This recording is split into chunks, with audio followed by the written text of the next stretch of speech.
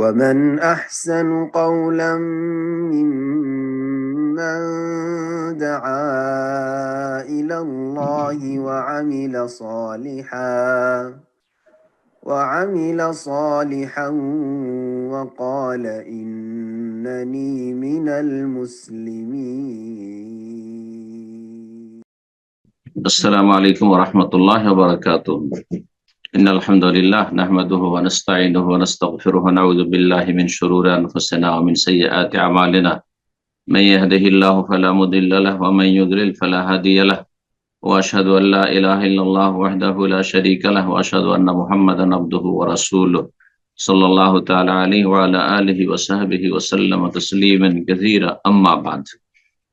সম্মানিত শ্রোতা দর্শক মন্ডলী, যে যেখান থেকে আমাদের সাথে যুক্ত হয়েছেন, আল্লাহ রাব্বুল আলামিনের কাছে দোয়া করি আল্লাহ আপনাদেরকে সার্বিক দিক থেকে ভালো রাখুন, হেফাজতে রাখুন এবং সমস্ত অনিষ্ট থেকে আল্লাহ রাব্বুল আলামিন সুরক্ষিত রাখুন, বালা মুসিবত থেকে আল্লাহ হেফাজতে রাখুন এবং আল্লাহ রাব্বুল আলামিন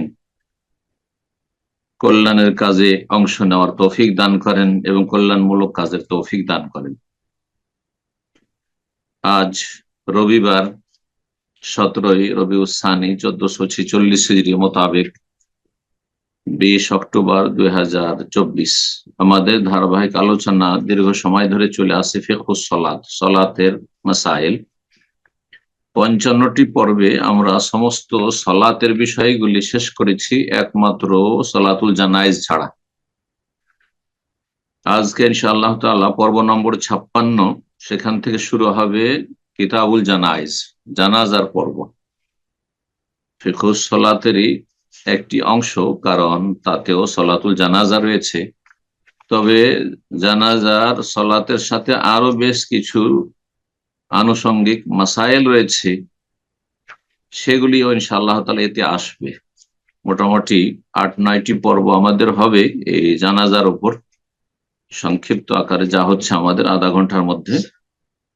আর তারপরে ইনশাআল্লাহ তাআলা আমরা যাকাতে প্রবেশ করব। আল্লাহ রাব্বুল আলামিন যেন তৌফিক দান করেন। তো লেখক বলছেন কিতাবুল জানাইজ, এ হচ্ছে জানাজার পর্ব।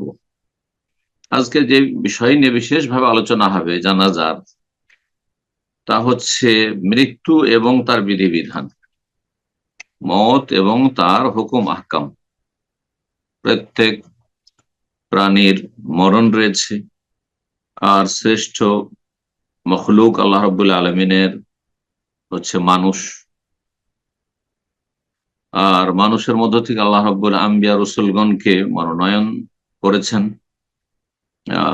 আমাদের মত রয়েছে, এতে কোনো সন্দেহ নেই, এবং কোনো মুসলিম অমুসলিম সৎ অসৎ কেউ সন্দেহ করে না। তবে মরণের জীবন সম্পর্কে অধিকাংশ মানুষ উদাসীন, গাফিল বা অস্বীকারী অজ্ঞতার কারণে সেই স্থায়ী জগৎটি সম্পর্কে যদি বুঝে নিত, বিশ্বাস করত, মেনে নিত, তাহলে আর জীবন, এই পার্থিব জীবনটি কিসের জন্য? শুধু খাওয়া দাওয়ার ভোগ বিলাসের জন্য নয়, বরং পরকালে স্থায়ী জগতের জন্য এটি কর্মক্ষেত্র।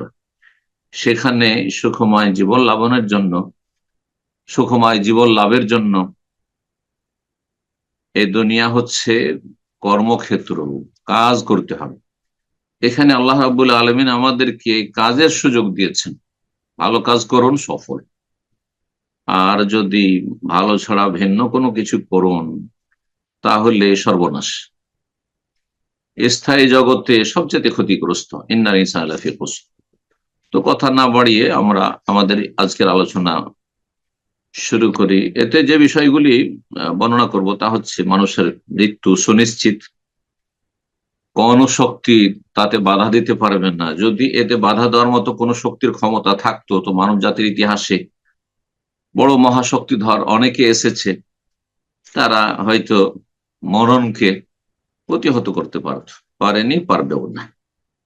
সৎ অসৎ সবাই মরেছে, মরবে। তারপরে আমরা মরণের পূর্ব মুহূর্তে সাধারণত অধিকাংশ মানুষ অসুস্থ থাকে, পীড়িত থাকে, বিভিন্ন রোগে আক্রান্ত থাকে। সেজন্য রোগী ব্যক্তির করণীয় বেশ কয়েকটি গুরুত্বপূর্ণ বিষয় নিয়ে আলোচনা করব। আমরা যখন অসুস্থ হয়ে পড়ি তখন আমাদের বেশ কিছু করণীয় রয়েছে, যা প্রত্যেক মুসলিমের জেনে রাখা আবশ্যক এবং সে অনুযায়ী আমল করা তার ইহকাল পরকালের জন্য কল্যাণকর। আর তারপরে মানুষ যখন খুব অসুস্থ হয়ে পড়ে, খুব কষ্ট পায় শারীরিক মানসিক দিক থেকে বা পারিবারিক দিক থেকে অন্যান্য দিক থেকে, তখন অনেক মানুষ রয়েছে অবুঝ হওয়ার কারণে বা আবেগী হওয়ার কারণে তারা মৃত্যুর আকাঙ্ক্ষা করে।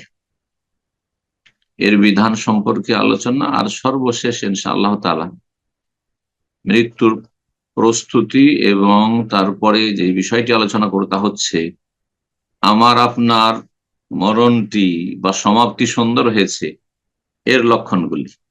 তাহলে এই গুরুত্বপূর্ণ বিষয়গুলি আজকে দেখা যাক। বলছেন লেখক, আল মওতু ওয়া আহকামুহু, মৃত্যু এবং তার বিধিবিধান। বলছেন আল ইনসান মাহমা তাআলা আজালুহু, মানুষ যতই দীর্ঘায়িত হোক না কেন, যতই দিন বাঁচুক না কেন, কেউ যদি 1000 বছরও বাঁচে, তার বেশিও বাঁচে, যেমন আগের মানুষদের সম্পর্কে জানা যায় যে তার অনেক আয়ু পেত, যতই সময় পাক না কেন ফালাবুদ্দা ইয়ামুত, অবশ্যই মরতে হবে, অবশ্যই মরতে হবে, শেষ মরণ। আমরা চোখের সামনে ডানে বামে অনেক লোকে চলে যেতে দেখছি, কিন্তু নিজেদের সম্পর্কে চিন্তা করি না যে আমার সময় হয়তো ওখানেই চলে এসছে। এটি হচ্ছে আমাদের বড়ই উদাসীনতা এবং দুনিয়া মুখী হওয়া আর আখিরাত বিমুখ হওয়ার একটি লক্ষণ। আল্লাহ হেফাজত করে। সবসময় যেন মৃত্যুকে চোখের সামনে দেখছেন আর তারপরের জীবনে যেন প্রস্তুত থাকছেন, এরকম মন মানসিকতা থাকে। সবসময় আপনি নিজেকে জিজ্ঞাসা করুন যে এখন যদি মালাকুল মত চলে আসে আপনার কাছে, আমার কাছে, তাহলে আমাকে ইল্লিনে নিয়ে যাবে না সিজ্জিনে নিয়ে যাবে? আমি আসামির কাঠগড়ায় হাজির হব, জাহান্নামের সম্মুখীন হব, কবর আযাবের সম্মুখীন হব, নাকি আল্লাহর নেয়ামত আমি ভোগ করার সুযোগ পাবো? সব সময় এই বিষয়, এই প্রশ্ন আপনি নিজেকে করবেন, আমি যেন করি। আল্লাহ যেন আমাদের সকলকে তৌফিক দান করে। আল্লাহু আকবার।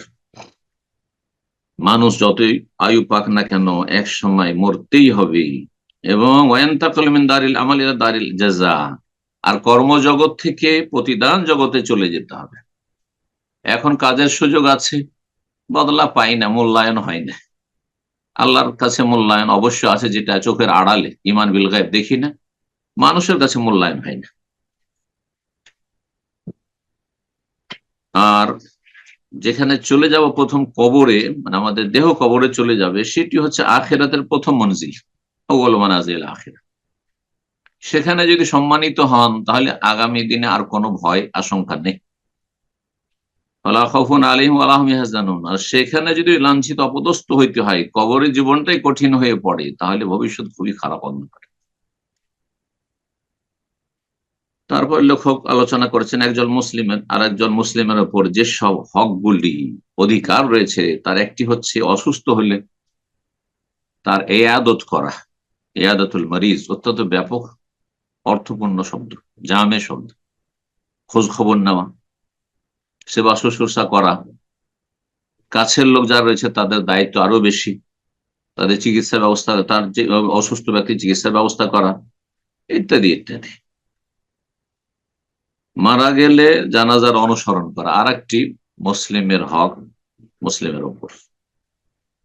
নবী সাল্লাল্লাহু আলাইহি ওয়াসাল্লাম যে কোন হাদিসে 5টি, কোন হাদিসে 6টি হকের কথা বলেছেন, যে হাক্কুল মুসলিম আল মুসলিম খামসুন, বা লিল মুসলিম আল মুসলিমে সিত্তুন বিল মারুফ।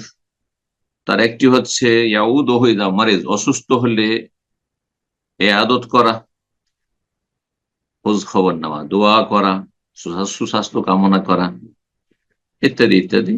আর জানাজা প্রস্তুত হলে জানাজার অনুসরণ করা। মরণ সম্পর্কে 2টি আয়াত নিয়ে এসেছেন লেখক। সূরা জুমার আয়াত নম্বর 8, মহান আল্লাহ ইরশাদ করেছেন, কুল, হে নবী বলে দাও মানব জাতি, ইন্নাল মাউতাল্লাযী তাফিররুনা মিনহু, যেই মরণ থেকে তোমরা পালাবার আপ্রাণ চেষ্টা করছো। কেউ কিন্তু মরতে চায় না।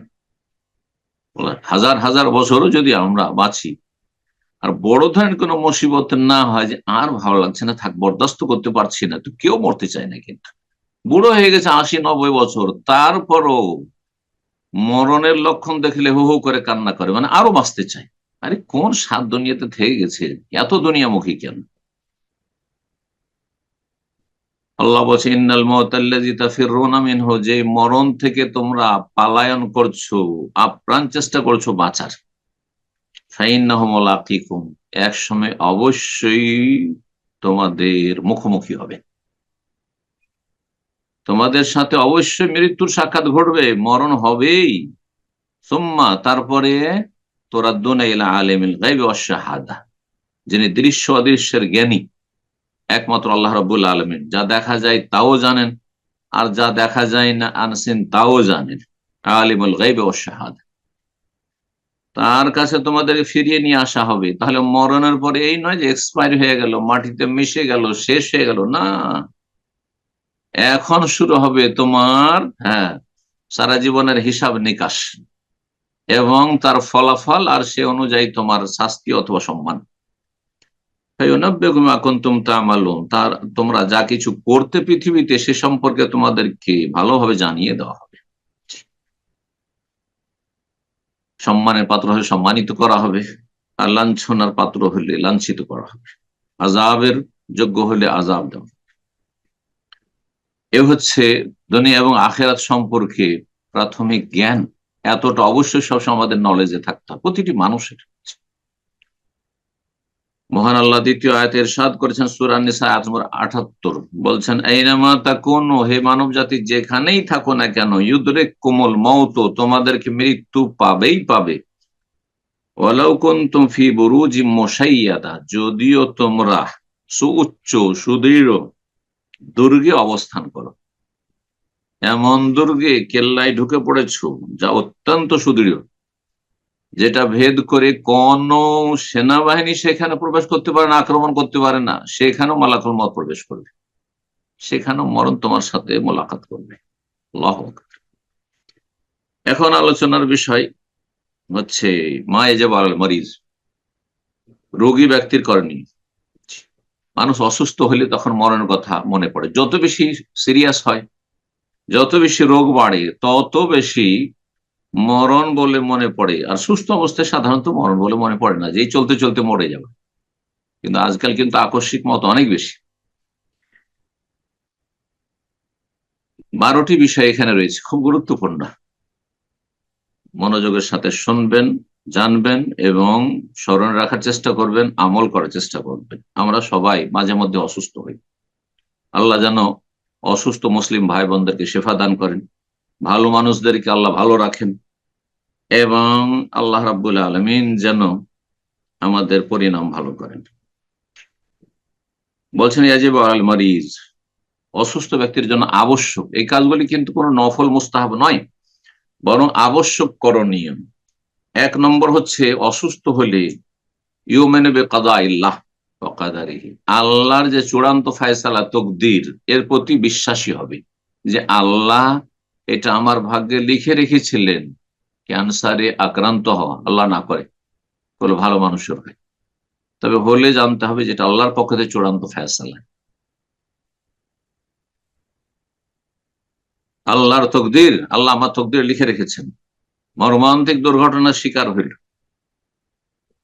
যে কোনো রকমের রোগে আক্রান্ত হোক না কেন, যে কোনো সমস্যা হোক না কেন, অঙ্গহানি হোক না কেন, অসুস্থ ব্যক্তি যেন আল্লাহর তকদিরের প্রতি, আল্লাহ চূড়ান্ত ফয়সালার প্রতি ইমানদার হয়, বিশ্বাসী হয় যে আল্লাহর পক্ষ থেকে এটি চূড়ান্ত ফয়সালা হবেই হবে, তা হওয়ার ছিল, হয়েছে।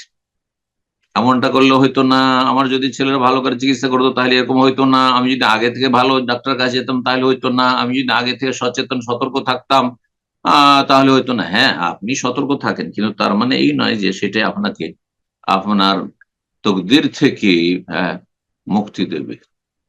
তকদিরে যেটা আছে সেটা হবে, কিন্তু কর্ম করতে বলা আছে অবশ্যই।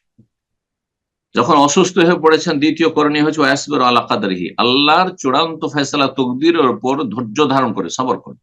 কষ্টদায়ক রোগ কারো জন্য মিষ্টি নয়, যত বড় ওলিউল্লাহ হন না কেন, যতই নবী রসুল হন না কেন, অবশ্যই কষ্টদায়ক।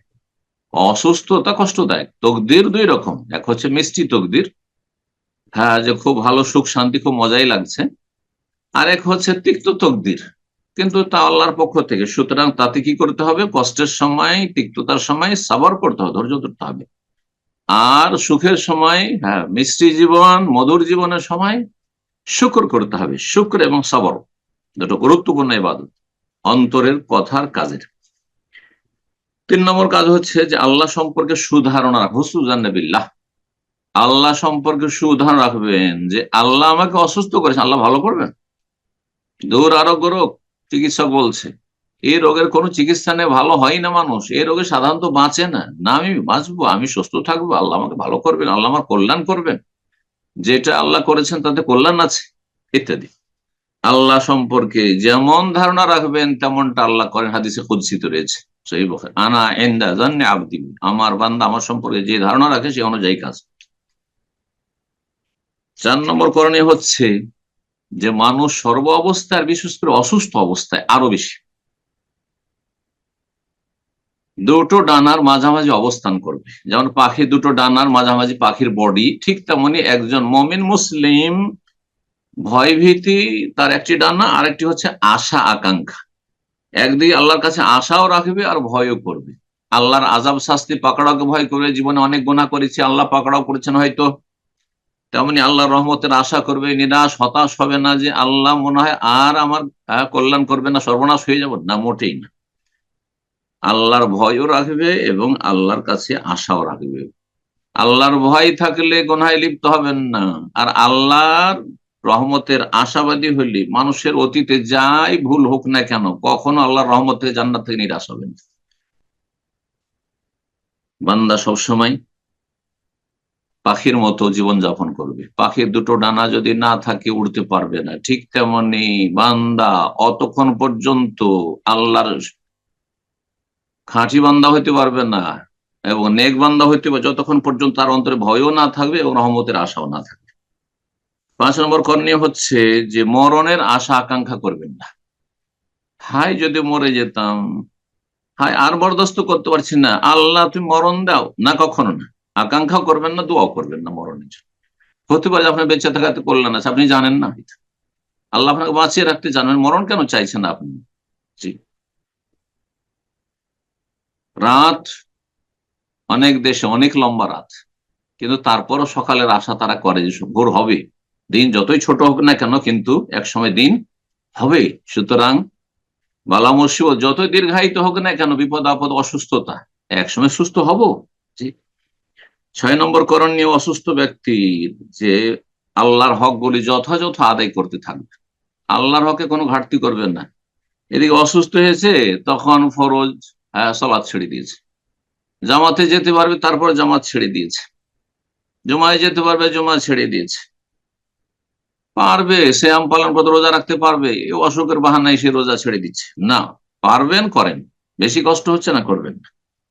আল্লাহর হকগুলি আদায় করে হারাম থেকে বেঁচে থাকবে। আল্লাহর হক আদায় করা মানে আল্লাহর ফরজ ওয়াজিবগুলো আদায় করা আর হারাম নাজায়েজ থেকে বেঁচে থাকা। 7 নম্বর হচ্ছে মানুষের যত হক আছে, অসুস্থ হয়ে পড়েছেন, কখন মরে যেতে পারেন, তাড়াতাড়ি করে আপনি মুক্ত হন। কে কয় টাকা পাবে এবং কার কি আছে, হক অধিকার আছে, কারো উপর জুলুম করেছেন, ক্ষমা নেন, কারো সাথে অবিচার করেছেন, কারো হক নষ্ট করেছেন, অব্যাহতি লাভ করে। কারণ দুনিয়া থেকে অবস্থায় চলে গেলে হয়তো অব্যাহতি পাবে না, হাসর মাঠে গিয়ে আসামের কাঠগড়ায় হাজির হয়ে যেতে হবে, সে ধরে টেনে নিয়ে আসবে আল্লাহর সামনে। ঠিক, তখন টাকা পয়সা থাকবে না। এখনই টাকা পয়সা দিয়ে হোক আর যেভাবে হোক না কেন আপনি মুক্তি লাভ করেন, মানুষের হক আদায় করেন। 8 নম্বর হচ্ছে তাড়াতাড়ি করে ওসিয়ত লিখে রাখেন। আপনার মনে যদি কাউকে কিছু দেওয়ার থাকে, ওসিয়ত 2 রকম। এক হচ্ছে আর্থিক ওসিয়ত, কাউকে দেব, নিজের ওয়ারিসিন ছাড়া যাদের আল্লাহ রাব্বুল আলামিন হক দিয়েছেন উত্তরাধিকারী, তাদের জন্য ওসিয়ত নেই, ফালা ওয়াসিয়াত লিল ওয়ারিস। কিন্তু নিকট আত্মীয় অথবা কোনো প্রিয়জন, আপনজন, তাকে খুব ভালোবাসি কিন্তু আমার ধন সম্পদে ভাগ পাচ্ছে না, যেমন দাদার সম্পদে যদি সেই ব্যক্তি, যে দাদা, তার ছেলে মারা যায়, তার নাতিরা আছে, পোতারা আছে, তাহলে তারা পাবে না। ছেলের ঘরের যারা নাতি নাতিন মানে পোতাপতিন যারা আছে তারা পাবে না। এই ক্ষেত্রে তাদের জন্য ওসিয়ত করে যেতে হবে, না হলে এরা বঞ্চিত থাকবে। ওর বাবা চলে গেছে, একটু এতিম হয়েছে, তারপরে দাদা কিছু লিখে দিয়ে গেল না তাদের জন্য, বা ওসিয়ত করে গেল না, ওসিয়ত লিখবে। আপনি মসজিদে দিতে চান, মাদ্রাসে দিতে চান, কোনো কিছু করতে চান, ওসিয়ত করে যান, লিখে দেন যায় এত জমি জায়গা এত টাকা আমার সম্পদ থেকে দিয়ে দিবে, সেটা 1/3 বেশি না হয়। আর্থিক ওসিয়ত। আর এক কথাবার্তা ওসিয়ত, কোন গুরুত্বপূর্ণ কথা বলা থাকে স্ত্রীকে, ছেলে মেয়েকে, প্রিয়জন আপনজনকে, তো অসুস্থ আছে বলে ফেলেন। তার হতে পারে হঠাৎ করে মারা যাবেন, বলার সুযোগ আসবেন, ওসিয়ত লিখে রাখবেন। আর 9 নম্বর হচ্ছে, আর ওসিয়ত করবেন না এমন নিকট আত্মীয়দের জন্য যারা উত্তরাধিকারী হচ্ছে না, যার ফলে ক্ষতিগ্রস্ত হইতে হচ্ছে, যেমন উদাহরণস্বরূপ বললেন। আর সেটা 1/3 কম হইতে হবে, তার বেশি নয়, 1/3 সর্বর্ধ নবী সাল্লাল্লাহু আলাইহি ওয়াসাল্লাম বলেছে। 10 নম্বর, অসুস্থ ব্যক্তির করণীয় হচ্ছে যে আপনি চিকিৎসা করবেন। এই না যে আমি চিকিৎসা নেব না, না, চিকিৎসা নেওয়া উত্তম, চিকিৎসা নেবেন আপনি। জায়েজ বৈধ চিকিৎসা নেবেন, না জায়েজ চিকিৎসা নেবেন না, শিরকি কুফরি চিকিৎসা নেবেন না, তাবিজ তোমার চিকিৎসা নেবেন না, টোটকা ফটকা চিকিৎসা নেবেন না, হারাম কিছু দিয়ে চিকিৎসা নেবেন, মুবাহ জায়েজ চিকিৎসা নেবেন। 11 নম্বর করণীয় অসুস্থ ব্যক্তির হচ্ছে যে নিজের দুরবস্থার কথা, কষ্ট পাচ্ছেন আপনি, মানসিক শারীরিক কষ্ট পাচ্ছেন আপনি, অসুস্থ আছেন, আল্লাহর কাছে অভিযোগ করুন নিজের রোগের কথা, মানুষকে বলে বেড়াবেন না। অধিকাংশ রোগীর আজকাল একটু কিছু হলে ভাই মাথার ব্যথা আর ভালো লাগছে না, ভাই প্রচন্ড, এই যে ইনফ্লুয়েঞ্জা না, আর এই যে ঠান্ডা লেগেছে না, খুব কষ্ট পাচ্ছে না, মানুষকে বলে কোনো লাভ নাই। অনেক আছে হাসবে, দুশ্মন হাসবে, আর অনেকে হাসবে না, হয়তো আপনার একটু কষ্ট পাবে, তো তাদেরকে কেন কষ্ট দিতে যাবেন? প্রিয়জন আপনজন নিজের অসুখের কথা বললে ওরাও কষ্ট পাবে, মানসিক অশান্তিতে থাকবে।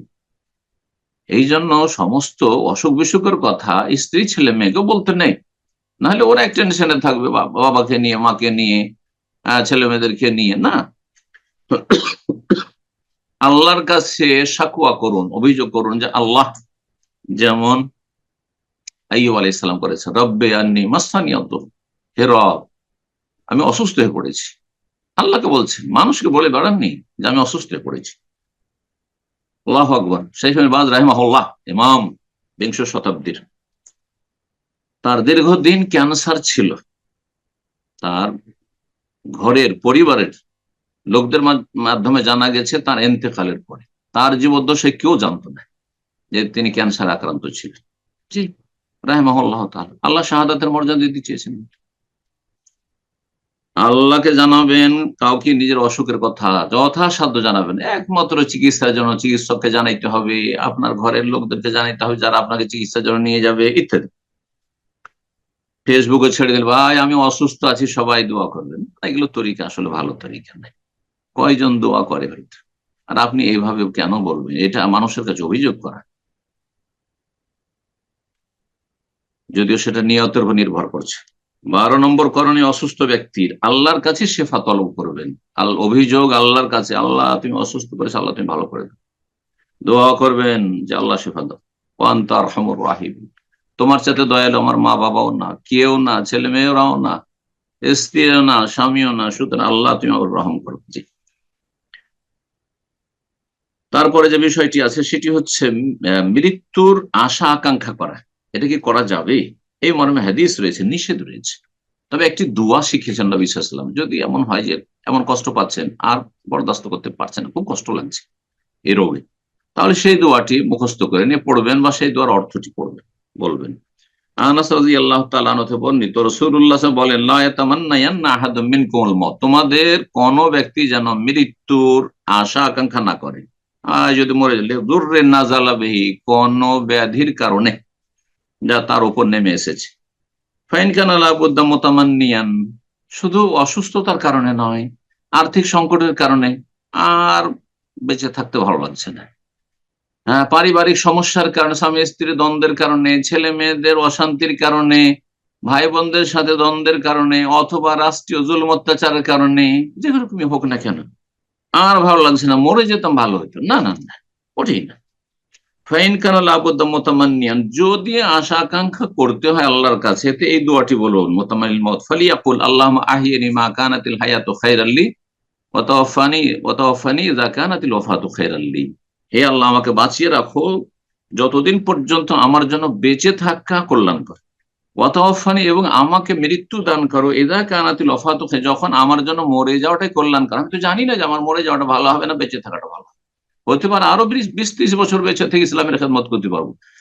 20-30 বছর বছর থেকে আমি ফরজ ওয়াজিব অনেক নেকি করতে পারবো, আদায় করতে পারবো, নফল আদায় করতে পারবো, অনেক জনকল্যাণমূলক কাজ, অনেক দেশের জন্য জাতির জন্য কাজ করতে পারবো।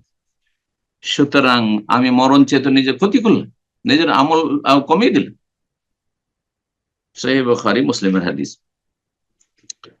একজন মুসলিমের জন্য ফরজ হচ্ছে যে কোনো সময়, এটা ফরজ, সুস্থ ব্যক্তি হোক আর অসুস্থ, যে মরণের জন্য সবসময় প্রস্তুত থাকবে। মত, মরণের জন্য প্রস্তুত থাকা মানে যে কোনো সময় আসতে পারে, সবসময় সজাগ থাকবে। এবং বেশি বেশি স্মরণ করবে, যে কোনো মজলিসে বসবেন একটু মৃত্যুর চর্চা করবে, খালি দুনিয়া দুনিয়া, পয়সা পয়সা, কে কত উন্নতি করলো, আর কত কার জমি জায়গা ধন সম্পদ রয়েছে, আর কে দেশ বিদেশে উন্নতি করেছে, না না এসব না, এসবে আরো অন্তর্মুর্দা হয়ে যায়। বেশি বেশি মতকে স্মরণ করা, আকসার যিকরা হাযিমিল লাযাত, নবী সাল্লাল্লাহু আলাইহি ওয়াসাল্লাম বলেছেন যে দুনিয়ার স্বাদকে তিক্ত করে দেয় এমন বিষয় থেকে বিষয় তোমরা কি করো, বেশি বেশি স্মরণ করো, সেটি হচ্ছে আল মউত। মরার জন্য প্রস্তুতি কেমন করে হবে? সে প্রস্তুতি হচ্ছে তওবার মাধ্যমে। আপনি জীবনে চিন্তা করেন কতগুলি গুনাহ হয়েছে, কাবিরা গুনাহ বলতে এক একটি ধরে ধরে তওবা করুন, আল্লাহ আমরা এই কাবিরা গুনাহ, আল্লাহ তুমি মাফ করে দাও, বেশি বেশি তওবা করতেই থাকুন। আর অজানা যেসব গুনাহ রয়েছে সেগুলি সম্পর্কে অনির্দিষ্টভাবে, আল্লাহ যত গুনাহ হয়েছে আমার, জাহেরি বাতিনি প্রকাশ্য যা কিছু হয়েছে, আল্লাহ মাগফির লিমা কাদ্দামতু ওয়া মা আখারতু ওয়া মা আসরারতু ওয়া মা আলানতু ওয়া মা আনতা আ'লামু বিহি মিন্নি, আল্লাহ তুমি জানো আমি জানি না, হয়তো আমার মনে নেই, মেলা গুনাহ করে, সব মাফ করে দাও। জি, আনতাল মুকাদ্দিম ওয়া আনতাল মুআখির লা ইলাহা ইল্লা আনত, এগুলো নবী সাল্লাল্লাহু আলাইহি ওয়াসাল্লামের দোয়া। 4 নম্বর হচ্ছে আখিরাতকে অগ্রাধিকার দিবি, পরকালকে সবসময় 1 নম্বরে রাখবি, দুনিয়া 2 নম্বরে যেন তুচ্ছ থাকে আপনার কাছে। দুনিয়া হাতের মুঠে রাখার চেষ্টা করবেন, অন্তরে ঢুকাবেন না। 5 নম্বর হচ্ছে কোন জুলম অত্যাচার যদি হয়ে থাকে বা কোন যদি কারো হক নষ্ট হয়ে থাকে সেগুলিতে মুক্তি লাভ করবেন, সুস্থ অবস্থা তো এটা করবেন আপনি আগে থেকে। বলে ইকবাল আল্লাহ বিত্তাত, আল্লাহ অভিমুখী হবেন, আল্লাহর দিকে ঝাঁপিয়ে পড়বেন বেশি বেশি নেকির মাধ্যমে। 7 নম্বর হচ্ছে ওয়াজতিনাবিল মুহাররামাত, হারাম কথা কাজ থেকে বেঁচে থাকবেন, যত বেশি হারাম থেকে বেঁচে থাকবে তত ঈমান শক্তিশালী হবে, যত বেশি নেকির কাজ করে ফরজের পরে সুন্নত নফল তত বেশি আপনার ঈমান শক্তিশালী হবে। তারপর লেখক বলছেন যে অসুস্থ ব্যক্তির ইয়াদত করা, পরিচর্যা করা, খোঁজ খবর নেওয়া, এটি সুন্নাত। এবং যখন অসুস্থ ব্যক্তিকে দেখতে যাবেন, যারা দেখতে যাবেন এই সুন্নত আদায় করতে, ওই অসুস্থ ব্যক্তিকে তওবার কথা স্মরণ করাবেন, তওবা ইস্তেগফার করুন, বেশি বেশি জিকির আজকার করুন, এই উপদেশ দেবেন, বিশেষ করে যারা সিনিয়র জুনিয়রকে দেখতে যাচ্ছেন। কারণ আজকালকার সমাজে যদি কোনো জুনিয়র ব্যক্তি গিয়ে সিনিয়রকে গিয়ে বলে যে আল্লাহর কাছে তওবা করুন, তো অসুস্থ অবস্থায় আত্ম অহংকারে না চলে আসে, আবার ওর মধ্যে শয়তান সুযোগ না পেয়ে যা বাসা না বেঁধে নেয়। সেই জন্য বিশেষ করে যারা মুরব্বী, বয়োজ্যেষ্ঠ, তারা যারা বয়কনিষ্ঠ ছোট, তাদেরকে উপদেশ দেবেন, ওসিয়ত করবেন এবং চিকিৎসা করাবার চেষ্টা করবেন অসুস্থ ব্যক্তি। চিকিৎসার ক্ষেত্রে মুসলিম চিকিৎসককে প্রাধান্য দেবেন, সরাসরি অমুসলিম চিকিৎসকের কাছে যাবেন না। ওলামারা এই কথাই বলেছেন, পুরুষ হোক আর নারী হোক, প্রথম মুসলিম চিকিৎসক, আর নারীদের জন্য নারী চিকিৎসক আপনি বা চিকিৎসক যে করবেন আপনি তলাশ করবেন, আর পুরুষদের জন্য পুরুষ, যদি না পান তখন ভিন্ন পন্থায় যাবেন। আর যদি দেখা যায় যে এইরকম এই সমস্যার সমাধানের ক্ষেত্রে, এই চিকিৎসার ক্ষেত্রে অমুসলিম ছাড়া কোনো মুসলিম চিকিৎসক নাই, তাহলে প্রয়োজন হলে যাবেন, কিন্তু তাদের অনিষ্ট থেকে নিরাপদ কিনা এটা নিশ্চিত হবে। এ কথাই লেখক বলছেন। মৃত্যুর মুহূর্ত ঘনিয়ে এসছে, মুমূর্ষ ব্যক্তি, তার কাছে যদি যান, আর আমরা অনেকে যাই, যাওয়া ভালো, গেলে কি করবেন, বা যারা আছেন আশেপাশে আপনজন পরিবারের লোকেরা, তাদের জন্য সুন্নত হচ্ছে তাকে তালকিন করবেন শাহাদাতের, মানে লা ইলাহা ইল্লাল্লাহ, তার পাশে লা ইলাহা পড়তে থাকবে। কোন ওলামারা বলছেন তাকে বলুন যে কালিমা পড়ুন, লা ইলাহা ইল্লাল্লাহ পড়ুন, কিন্তু অনেক ওলামারা বলছেন যে এইভাবে নির্দেশ না দিয়ে অনেক সময় বিরক্তি বোধ করে সে না করে দিতে পারে, যেটা তার জন্য ক্ষতিকর হবে। সুতরাং তার পাশে লা ইলাহা ইল্লাল্লাহ, লা ইলাহা ইল্লাল্লাহ পড়তে থাকে। তার সাথে কেউ যদি আশহাদু আল্লাহ ইলাহা ইল্লাল্লাহ ওয়া আশহাদু আন্না মুহাম্মাদার রাসূলুল্লাহ পড়ে, কোনো দোষের কথা নেই। কারণ শাহাদাত বলতে দুটো বাক্যের সাক্ষ্য প্রদান করা, আর শেষখানে যদি সাক্ষ্য প্রদান করেই চলে যায় তাহলে সে জান্নাত পাবে ইনশাআল্লাহ, অন্তর থেকে যদি সাক্ষ্য প্রদান করে। মাঝখানে কোনো কথা হয়ে যায় যদি, তাহলে আবার যারা নিকট আত্মীয় বা ঘরে আছেন তারা কালিমা পড়াবার চেষ্টা করে, ফায়ুযাক্কিরু ফায়াকুল, বলবেন তাকে লা ইলাহা ইল্লাল্লাহ, এবং তার জন্য দোয়া করবেন। যখন দেখতে যাবেন অসুস্থ ব্যক্তি, মুমূর্ষু ব্যক্তিকে দোয়া করবেন তার কল্যাণের জন্য, এবং তার সামনে দুনিয়ার কোনো কথা আলোচনা করবেন না, ভালো কথা বলবেন, কোনো মন্দ কথা আলোচনা করবেন না। আচ্ছা, অমুসলিম যদি মারা যায় তাহলে অমুসলিমের মুমূর্ষু অবস্থায় থাকলে দেখতে যেতে পারবেন কিনা? এই ক্ষেত্রে বলা বাসাই ইয়াহুদুল মুসলিম আফাতাল কাফের, কোন অমুসলিম মারা যাচ্ছে সেই সময় মুমূর্ষু অবস্থায় বা শেষ অবস্থায় দেখতে গেলে জায়েজ রয়েছে, কিন্তু উদ্দেশ্য যাতে করে হয় তাকে জাহান্নাম থেকে রক্ষা করা, ইসলামের কথা পেশ করার জন্য, কালেমা তাইয়্যিবা লা ইলাহা ইল্লাল্লাহ পেশ করার জন্য গিয়ে বলবেন লা ইলাহা ইল্লাল্লাহ। জি।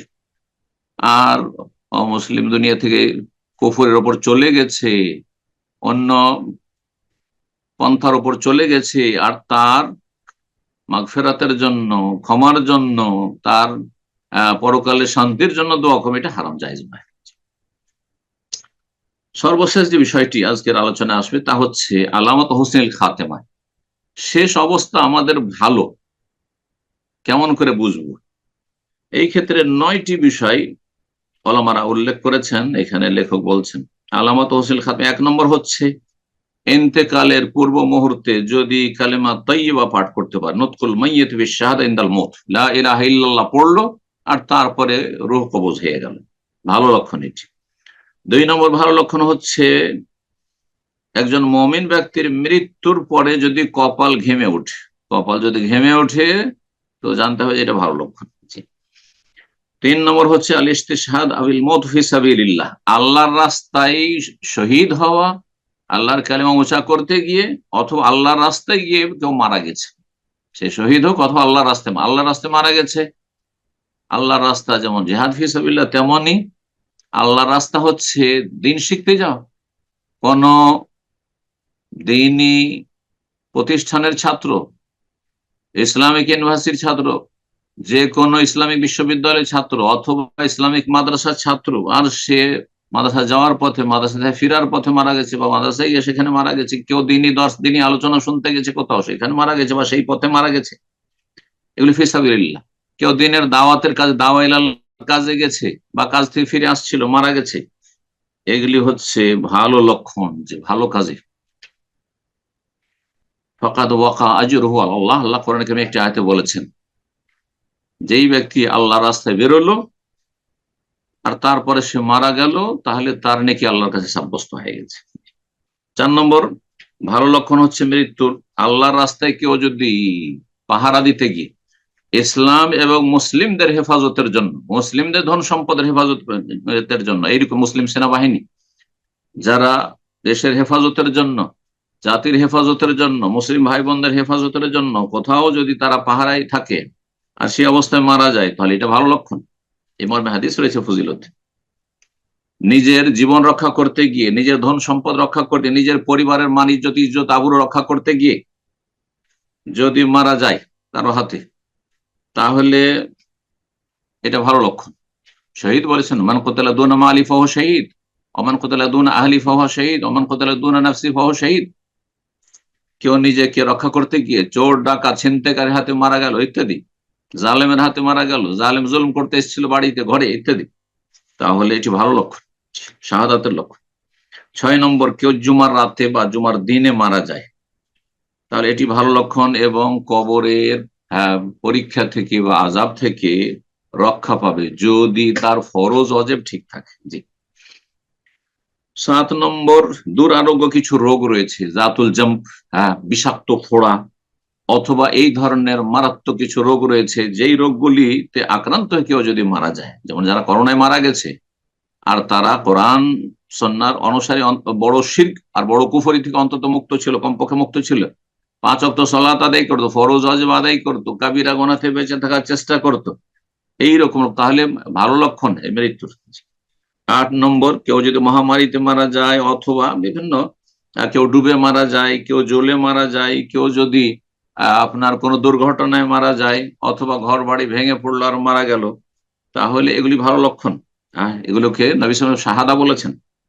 9 নম্বর হচ্ছে, কোন নারী যদি প্রসূতি অবস্থায় বাচ্চা ভূমিষ্ঠ হতে গিয়ে মারা যায়, জি, বাচ্চা ভূমিষ্ঠ হওয়ার আগেই মারা গেল, অথবা বাচ্চা ভূমিষ্ঠ হওয়ার পরে মারা গেল সেই কারণে, তাহলে তাকেও নবী সাল্লাল্লাহু আলাইহি ওয়াসাল্লাম শহীদ বলেছেন। এখানে আজকের আলোচনা শেষ করছি। ওয়া জাযাকুমুল্লাহু খাইর ওয়া সাল্লাল্লাহু ওয়া সাল্লাম আলা নবিয়িনা মুহাম্মদ ওয়া আলা আলিহি ওয়া সাহবিহি আজমাইন।